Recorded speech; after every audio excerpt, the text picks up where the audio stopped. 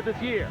Others are here to see what's on Diego Corrales' mind, while others are here simply to see and to be seen on HBO's Boxing After Dark.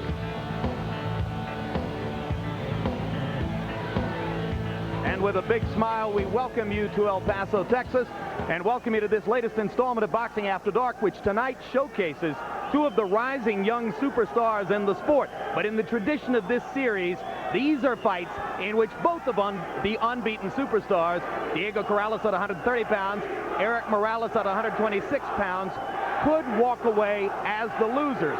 Not least of all because in the main event, Erik Morales, originally scheduled to fight fellow Mexican Guti Espadas, turns out in the last month, after Espadas broke a collarbone, to be fighting veteran Kevin Kelly, whom you may know well as the expert commentator of our KO Nation series.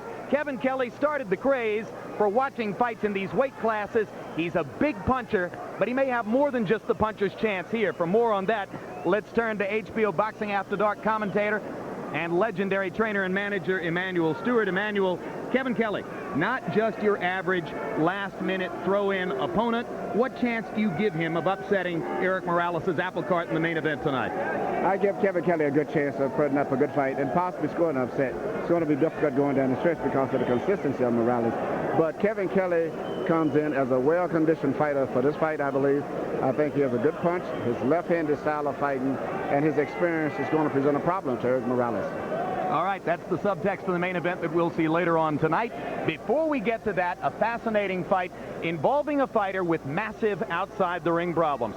Diego Corrales has emerged as a rising star in the past year, taking a title at 130 pounds and becoming the foil to Floyd Mayweather Jr., the superstar of that division. But on July 23, 6 weeks ago, on a Sunday afternoon, Sacramento police were called to Corrales' apartment. He was charged that week with battering his 3-month pregnant, 98-pound wife. According to media reports in Sacramento, she had a broken collarbone and 3 broken ribs, and her unborn child supposedly saw its life threatened for a period of time. In the wake of all that, Corrales went to Las Vegas to train for this fight. He claims that he has been media lynched, and that in fact, when information eventually comes out in court, we will discover that his wife was not nearly so badly injured as has been reported, and that there's more to the story than we know. Regardless of who's right, certainly Corrales enters the ring under massive pressure tonight as he gets ready to fight the veteran Angel Manfredy, HBO boxing analyst Larry Merchant. All these things that Corrales now faces outside the ring worse in its way than the felony charge that Fernando Vargas, whom we saw last week, are facing. How do you expect all this to affect Corrales and his career? Jim, all we really know is that he has joined Vargas, Reed, Mayweather, Judah, as these youth may be wasted on young championship culture. Long term, it all depends on what happens in court and how he deals with it. Short term, he appears to be the type of fighter who uses the ring and the gym as a refuge from the real world, that he can cope with it when it comes to fight time.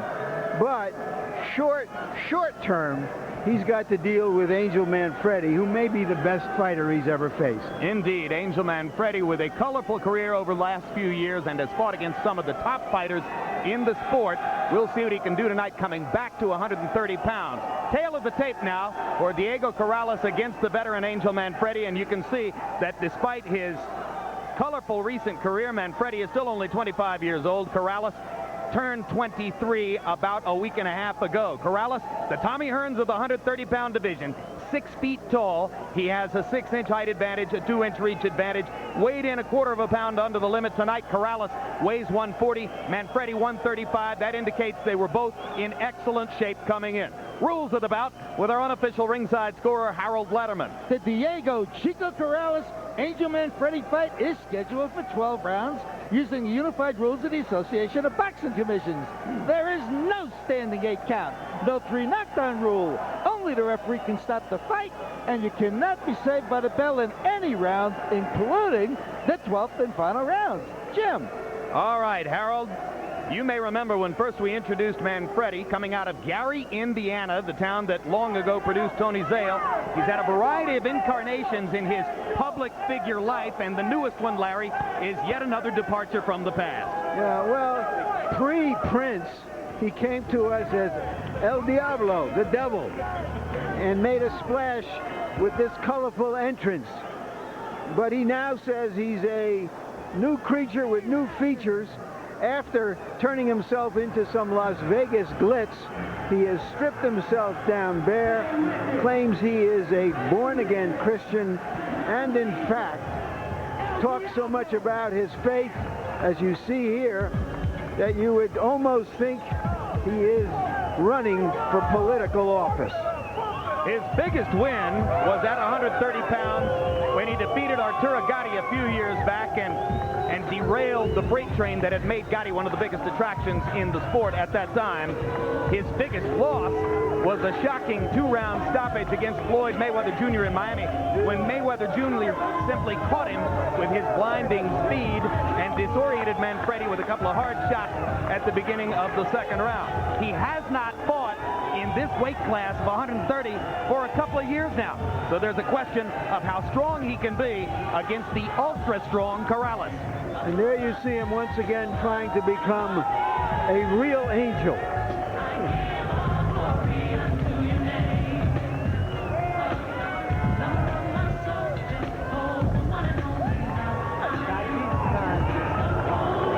It says don't pass judgment, but he has said that if Corrales did what he did, it's immoral. We shouldn't judge Corrales in the court of public opinion. One great thing about Manfredy, Larry, after his big losses to Mayweather Jr. and then later to Stevie Johnson, he didn't stay out of the ring and mope.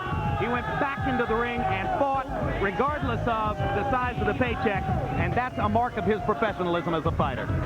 Exactly. Too many fighters are champions or near champions. When they lose, they refuse to face reality, won't take smaller purses to get back into the picture. Manfredy is a professional prize fighter. Let's take a closer look at Angel Manfredy. Those 2 losses in title fights, as a junior lightweight to Mayweather, as a full lightweight to Stevie Johnson. This year, after losing to Johnson, he is 5-0. Preparing for this shot. In one of those fights, he got a $40,000 purse, donated $5,000 of it to Wilfredo Benitez, the troubled former champion. A responsibility he felt was his because his ethnic heritage and background goes to Puerto Rico. Angel Manfredy from outside Chicago, Illinois, gets ready to fight Diego Corrales of Sacramento, California. And here comes Chico. Unexpectedly won a 130-pound title last year in October when he beat Robert Garcia in a fight in which Garcia had been leading in the early rounds. Came back less than 5 weeks later to beat John Brown on Boxing After Dark. Although he is mild-mannered, well-spoken, bright, one insight into him was provided in a story about his last fight with Justin Juco. He claims that Juco taunted his wife about the fight before the fight. He went in there with the idea of punishing him, extending the fight, wound up breaking ribs and Juco's jaw. Corrales' family members involved in his camp, sticking close to him and supporting him in the wake of the very serious charges filed against him on July 23.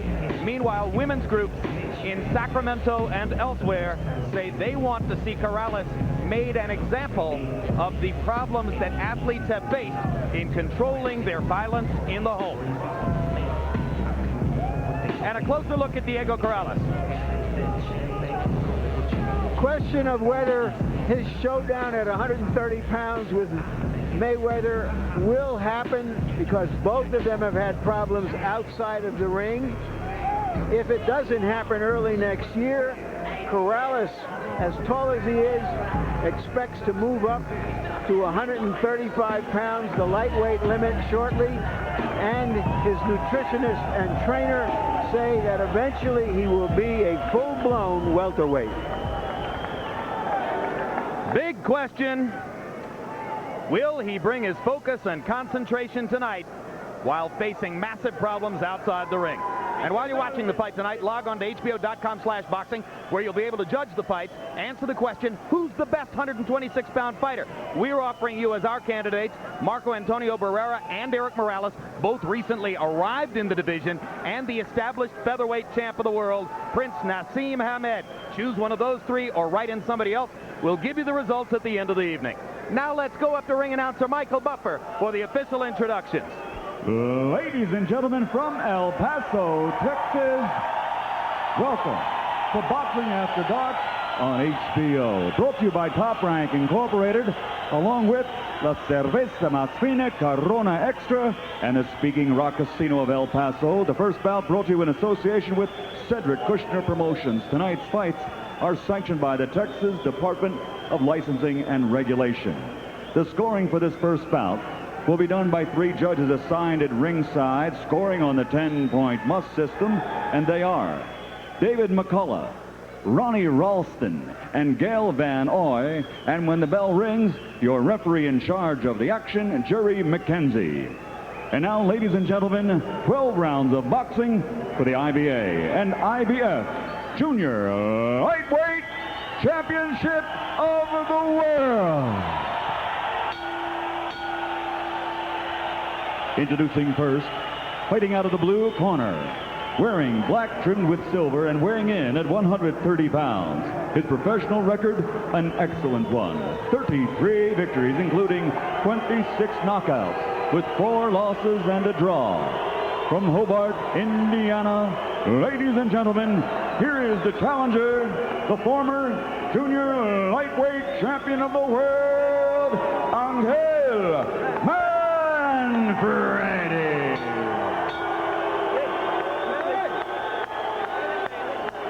And his opponent across the ring, fighting out of the red corner, wearing blue camouflage and weighing in at 129 3/4 pounds. He brings a perfect professional record to the ring. 32 bouts, 32 victories, including 26 knockouts.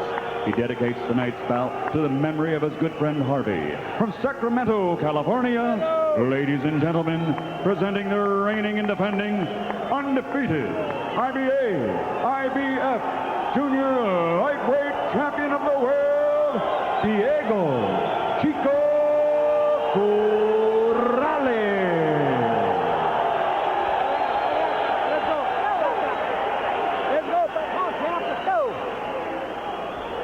All right, gentlemen, we've already been with instructions in the dressing room. Number 1, protect yourself at all times. Touch them up and let's do it. All right. Jim, Corrales was hit with a lot of clean, hard shots by Justin Juco. If he hasn't tightened up his defense, Manfredy could take him to school, if not court.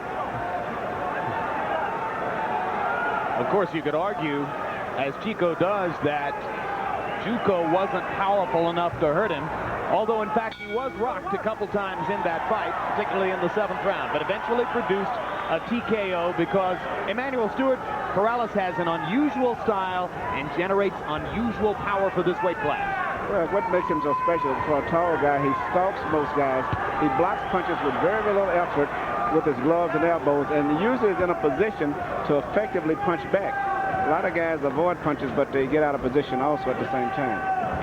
And he's very dangerous at all times because of his unbelievable eye focus and concentration. And Freddie, pretty conventional in style, a boxer-puncher who sets up in a conventional stance, works behind the jab, as you see. Probably his best punch is his left hook. And despite what you see as you look at Angel Manfredy, he said to us yesterday, as part of his new spiritually cleansed persona, my tattoos are gone. I don't have them anymore. You mean he doesn't tattoo opponents anymore? Well, he declared that he said that the tattoos are there physically, but spiritually they have been removed. He says, I don't see them. Corrales said that he would used the first round as a feeling out process and attempt to determine which style he should fight against Manfredy. One of the great advantages Corrales has is he's pretty equally effective going forward or going backward. He punches very good, Coach. He doesn't utilize his height as much as most tall fighters, but is unusually comfortable fighting in, Coach, and particularly short punches such as that. Tight little right-left combination by Corrales inside. So far, it's been mostly a jabbing contest. The greater length of Corrales' blows evident to you on the screen. It's been a very intelligent fight at this point in time, but you can see that it's going to speed up as the fight progresses on. Unbelievable. Two left hooks to the body by Manfredy, and the answering left hook put Angel on his butt. That's what I was speaking of earlier when I said he can block punches and still be in a position to hurt you so effectively. And that was a perfect example. He was blocking punches and still landed a punch all while he was blocking. But Manfredy did come to fight, and he's determined to fight, but I don't know if he's going to be able to hold on. Well, you just wonder if Manfredy, coming down to 130 after 2 years away from this weight class, has the strength to deal with a Corrales. And Corrales is evidently physically a big man, and the short left hook is continually landing. Every time that Manfredy starts to throw a punch, he pulls his head up just enough. He doesn't drop his right hand, but it's just enough of a gap for Corrales to land that short left hook of his. And Angel much more tentative now after having tasted the explosive power of Corrales on that left hook. Left-right combination, Angel wobbled again. Yes. Manfredy should hold on, but I don't think that he has the strength to hold on. Corrales is physically just too much for him, I think, tonight. Corrales looking very focused in round one. That was not a distracted round for the champion. And you know what's interesting? Manfredy really didn't make it a mistake. When he got hit with the left hook, you got to stay low. He didn't even really drop his hands. It's just that Corrales... You got to come out after you let go of your hands, so son. active. After you let go of them hands, Vaseline. After you let go of them hands, you got to come out low. Step to the side. Don't come out in the middle. When you jab, you got to take that jab and take that right hand away. You got to double up on that jab. Ain't nothing but a humbug. You hear me? Let's show you what Emmanuel was talking about. See where his punches, where his gloves are in tight, he's still in punching position. Unlike so many fighters who, when they avoid punches, are not prepared to punch right back. Watch, right hand. Watch how close his punches are, how short that punch was. And Manfredy didn't even make a mistake. He actually had his right hand up, but it was that little Part of the reason he went down was that he was squared up to him at that point. He was a little bit off balance, Manfredy, but it was a shocking shot right on the jaw. And a 10-8 round on the Letterman card right off the bat for the champion. Punches in round one, according to CompuBox. Corrales 24 of 56, 43%. If he's going to be that accurate, he's going to win. Manfredy 8 out of 66 for 12%. Couldn't get close enough to Corrales to do damage on his own punches.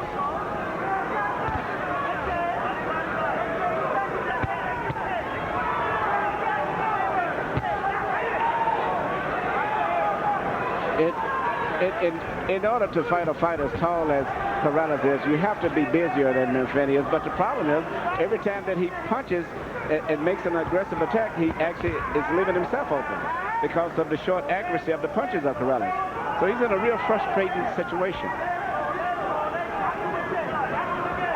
Manfredy at his best has been a very effective body puncher. He whacked Ivan Robinson to the body.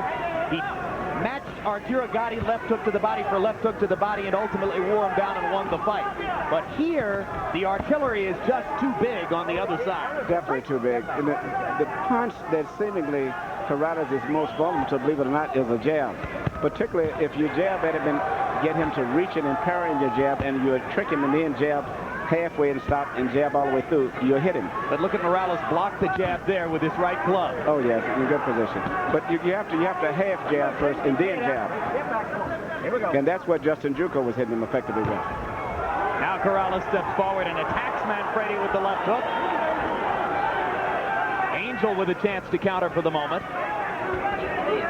Goes back to working his jab. Left hook, left uppercut combination for Manfredy. Good left uppercut.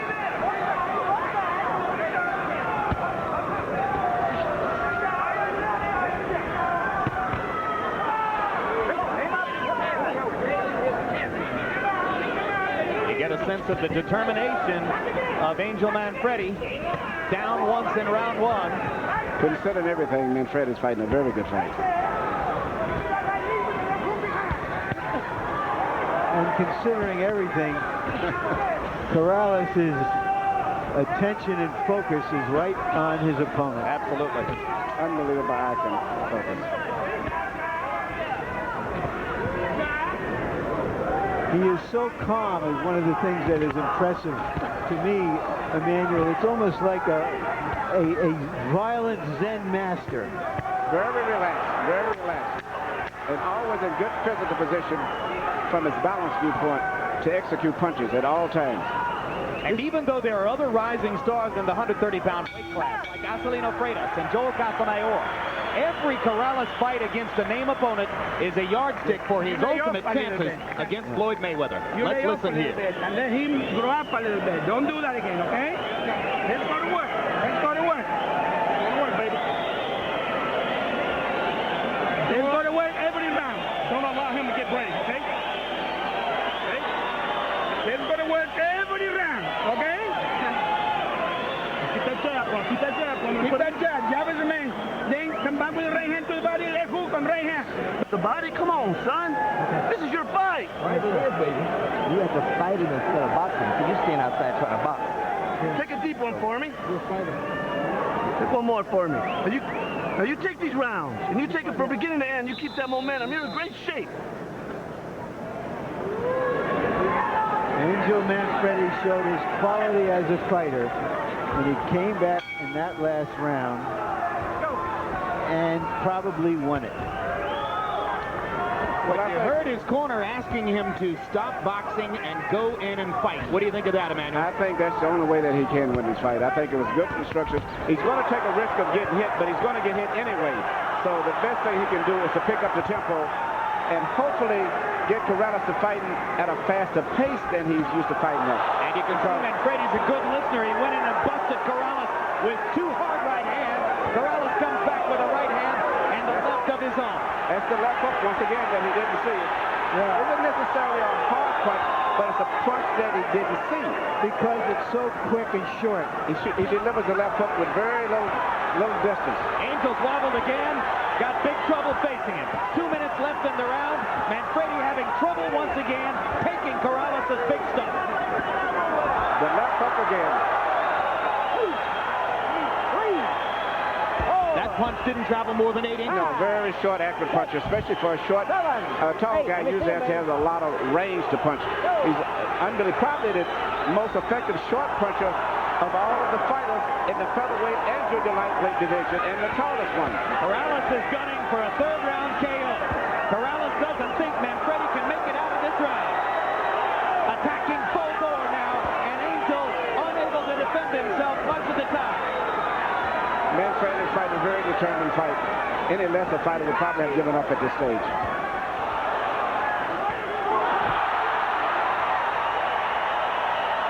Third time down for a quality fighter. Angel Manfredy is unlikely to survive this round. He's very shaky.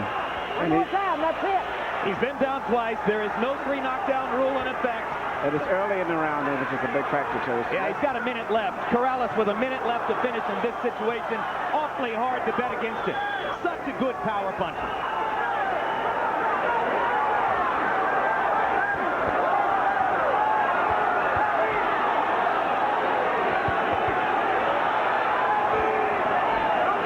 Getting hurt by every punch now, Manfredy. But he will punch back, and that's why the referee cannot stop the fight. Hanging in gamely. What a tough guy Angel The referee's on the verge of stopping the fight.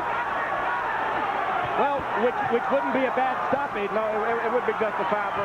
But the fact that Manfredy at any opportunity will punch back. That's it. The bravery of Angel Manfredy. The brilliance of Diego Chico Corrales. Very impressive performance. Really professional. Wow. Wow is right. Are you watching Floyd Mayweather Jr.? That was some show. Part of the crowd chanting Chico, Chico, Chico, and much much of the rest of the crowd begins to boo. Must give Manfredy a lot of credit. He fought a very determined fight. He was just outgunned in every area. Well, I think Angel's going to have to go back to 135 pounds. Yeah, I think he'll be more comfortable. The weight loss may have affected, but I think it was more just Corrales. He just get back to the lightweight where they won't have those dangerous fighters that they have at 130 pounds. Yeah, that's right. Yeah, but the trouble with that is that Corrales will soon be right up there with him. Yes, he could easily grow into a 139-pounder in the next 2 years. Never gonna see me fall. Never gonna watch me fall. I will never let you see that. Me and my son, we're gonna be here forever. I ain't never letting you watch me fall. Never. Baby Joe, see that man right there? That's what holds me up, baby. Okay. A lot of emotion for Diego Chico Corrales. The reference there to his 4-year-old son, whose mother is not the woman involved in the incident in Sacramento, but rather another woman, previous relationship in Las Vegas. And because he left Sacramento and trained in Las Vegas, Diego was able to spend a lot of time with the 4-year-old son in the month or so leading up to this bout. He says that has been his solace as he awaits a criminal trial in Sacramento for the charges facing him there. Anybody, baby. I want everybody. Replays from the 3rd round, Larry.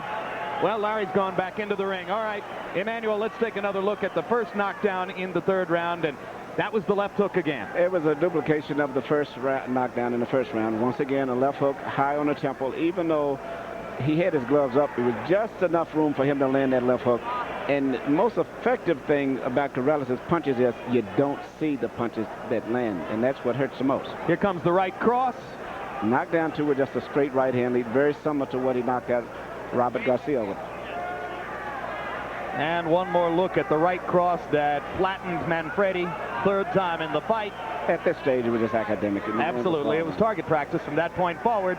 Corrales throwing all power punches, landed 39 of 86 blows in the round, 45%, more than enough to finish Manfredy off.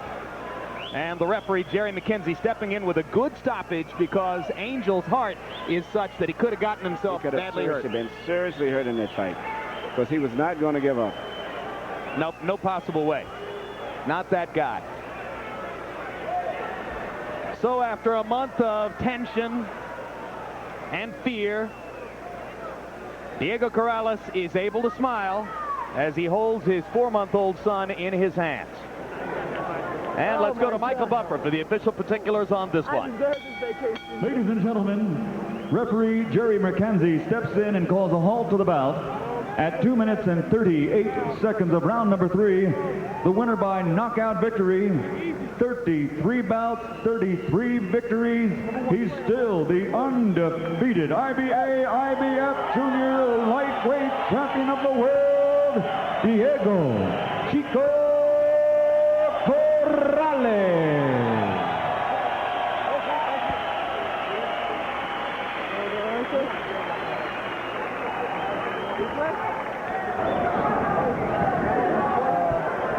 Final CompuBox numbers. And these numbers are going to be a little bit unfair to Angel Manfredy because they'll reflect the technical difference between the 2 fighters and how easy it was for Corrales to hit Manfredy, how difficult it was for Angel to find offensive opportunities. But this doesn't tell you about Manfredy's heart, his effort, his commitment, his will to stay in the fight despite being totally outgunned from the beginning by Diego Corrales. And now standing by with the winner, here's Larry Merchant. All right, thank you, Jim. Congratulations, Diego. After you hit him with that shot in the 1st round, did you feel it was all over? You know what? I just wanted to keep the pressure on because I knew if I could hurt him that early, power to keep wearing on him, keep the pressure on, and not get all over anxious. Were you surprised the way he came back in the 2nd round? No, I just wanted to keep. I didn't get the feeling out the 1st round at all. So I took the 2nd round to go ahead and get the feeling out. I didn't really get to find out what he was and what he would do. So I took the 2nd round just to figure it all out. When you heard him in the 3rd round, Did you feel the fight should have been stopped a little sooner because you were really putting it on him? It hurt, and I know out of the corner of my eye, I saw his wife waving up and walking back to the corner, and I felt really bad. I mean, but it's up to the discretion of the ref in charge. I mean, I'm just there to do what I had to do, but I think, yeah, he should have stopped it a little earlier. Did your focus and performance tonight have anything to do with trying to overcome all of the distractions you've had outside of the ring? Yeah, the focus I've had and the dedication has had a lot to do with it, yeah. I mean, because it turned my look onto what exactly I am, and that's an athlete, and it took a lot of time to get my head back into it, but I got my head together, I worked through it, and here we are. So, in a sense, as I suggested earlier, that this is a refuge for you. It is, yes, absolutely. It is. It's my safe haven, you know, my peace time that I get away, and when I'm here in the ring and I'm out doing my job, it's my peace time. You know, no one can bother me in there, and that's where this is where I'm happy at. Do you want to say anything to the public about the troubles that have been so widely broadcast? Yeah, you know, I'm stuck with a gag order, but I can say all in due time, all truths will come out. And I think a lot of you guys are gonna second guess how quick you jumped on me. Congratulations again. One last question. Supposed showdown with Floyd Mayweather Jr. Do you think it should happen quickly? Do you want to wait until you move up to 135 pounds? What is your take on that? You know what? Anytime, I'm ready and willing. Junior lightweight, I don't care. All right. Thank you very much again, and congratulations. Jim, we'll be right back with Angel Manfredy. All right, thank you very much, Larry. And Emmanuel, I mentioned during the fight that all of Diego's fights against name opponents are referendums on his chances against Floyd Mayweather Jr. So regardless of when it's going to take place and at what weight level, off of this, give us the latest handicapping information on Corrales versus Mayweather. Well, I think it's going to be a great fight. First of all, Corrales has never fought anyone with the speed that Mayweather has, and Mayweather has a solid amateur background also, similar to Corrales. It's going to be a very interesting fight. Corrales definitely is the better puncher between the two, but Mayweather has a lot of experience, and that blinding speed of his can neutralize a lot of things that Corrales was effective to do tonight. And unlike Angel Manfredy, who walked to Corrales in the early part of the bout, Floyd Mayweather isn't going to do that. He's going to go out and be an elusive target. And Mayweather's definitely going to do a lot of different things. He's not going to be as steady and predictable as the fighter was tonight, because it's the experience that he's had. All right, let's go back into the ring and see what Angel Manfredy has to say after this loss. Angel, you're in with a real tough customer and an outstanding fighter tonight. When you were knocked down in the first round, it appeared that that was a punch you never saw. I guess first I'd like to thank my Father, God, my Savior Jesus Christ, for everything, you know what I mean? The main thing, you know what, I got off the streets, and that's the main thing. I'm happy, you know what I'm saying? As far as Diego, I take nothing away from him. He's a beautiful fighter. The first knockdown, I guess, was a surprise. You know, I felt kind of weird when I got into the ring, but no excuses, you know what I'm saying? I'm not a champion that gives excuses, so no excuses, and I give it up to him, you know, God bless him. What do you mean you felt weird? I felt kind of spacey-like, you know, I just didn't feel right. You know, I just didn't feel right for some reason, you know. Yet you came back in the second round and had a very effective round after that devastating knockdown. True. I had to adapt, you know. I had to adapt even though I didn't feel right. I still had to adapt to it, and I came back in the second round, but I just didn't feel right, Larry. How big a puncher is he? He's a good puncher, but I've been hit harder. You know what I mean? But I take away nothing from Diego. He's a good fighter, good combinations. But God bless, you know, God bless HBO. Thank you for having me. What do you think of him versus Mayweather, having experienced both of their lightnings? I mean, I can't really say, you know what I mean? You know, may the best man win. God bless them both, you know what I mean? But right now, Mayweather, you know, he just ain't right mentally. So, and Diego, I mean, you know, it'd be a good fight. I like to see it, you know, on HBO. God bless. Thank you very much, Angel. Jim? God bless. Good sport, Angel Manfredy. And as we mentioned, a real professional fighter. May not be the last time we see him here on HBO. There'll be some other showcases down the road where Angel Manfredy can be meaningful, particularly, I think, if he goes back to 135 pounds. Still tonight, our main event coming up very shortly between Eric El Terrible Morales, unbeaten, as was Diego Corrales, and Kevin Kelly taking the fight on less than a month's notice, but perhaps posing a